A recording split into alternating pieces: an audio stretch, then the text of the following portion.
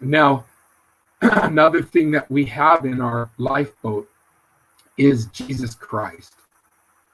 I realize that it's not very popular to raise the Christian flag right now.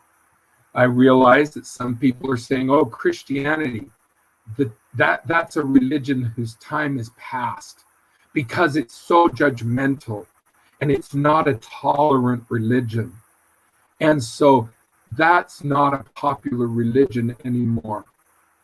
In fact, my students showed me a post the other day that said, Jesus Christ is a racist.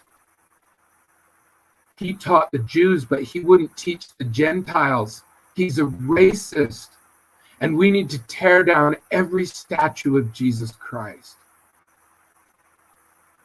So are you going to turn on him? You're going to turn your back on Jesus Christ because somebody in the world decided that he's not popular or he's not politically correct?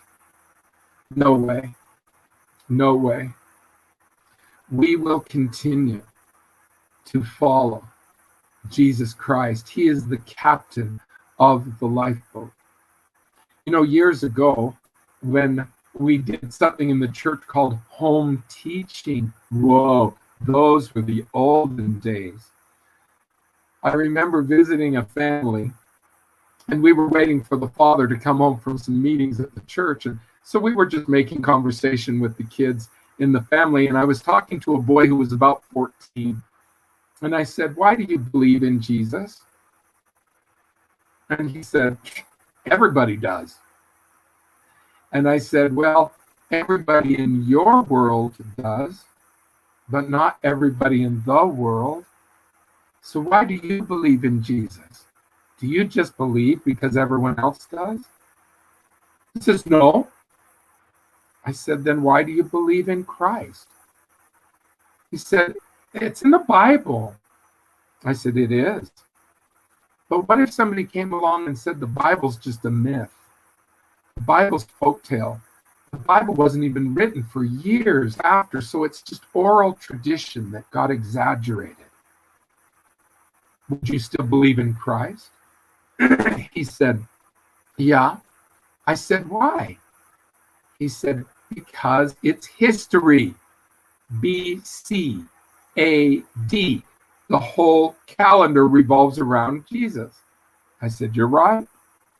But what if somebody came along and started talking about before Common Era and after Common Era? What if they take Jesus out of history? Would you still believe? And that young man couldn't give me any more reasons. That's significant because those three reasons are the same reasons that most Christians give for believing in Jesus. Why do they believe? Christian tradition. Our ancestors were Christian. My parents, my grandparents were Christian. The Bible and history. But there has to be more. There has to be. And I'll tell you why. Years ago, I was invited to the eastern part of Canada, in Toronto, to speak at a big youth leadership meeting, big conference that they had every year. And the mission president was picking me up from one place and driving me to another place. And he said, hey, we're going past the mission home. Do you mind if I swing in? We can grab a bite to eat and I can change my clothes. I said, no problem. So we went to the mission home. He said, I'm going to turn on the news so you can just watch the news while I get changed.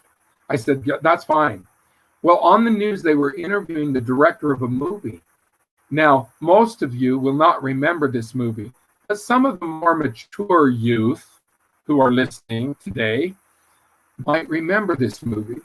The movie was called The Last Temptation of Christ. And it showed Christ in a very human way. In fact, if I'm going to be point blank, it showed him in a very sexual way. Well, people were upset about the film. Christians all over the world were picketing the theaters, and they were going on the talk shows and complaining, and they were writing letters to the editor. Well, here they were interviewing the director of the movie. And so I was interested in what he had to say. The lady who was interviewing him said, I think the reason people are upset about your film is because it doesn't follow the Bible's interpretation of Christ's life. And do you know what he said? He said, So the Bible, give me a break. That thing has been through so many translations. If there's anything true left in the Bible at all, it wasn't even written by Jesus. It was written by Matthew, Mark, Luke, and John. They interpreted Christ's life. And if they have the right to interpret Christ's life, who's to say that I don't have the same right? Who's to say that I don't have the same chance to interpret Christ's life that they have? And who's to say that my interpretation isn't better than theirs? Who's to say? Who's to say? Well, the lady doing the interview had no response. She sat there with her mouth hanging open. But the mission president had a response. He came up behind me, tying his tie, and he said, Brad, we are to say.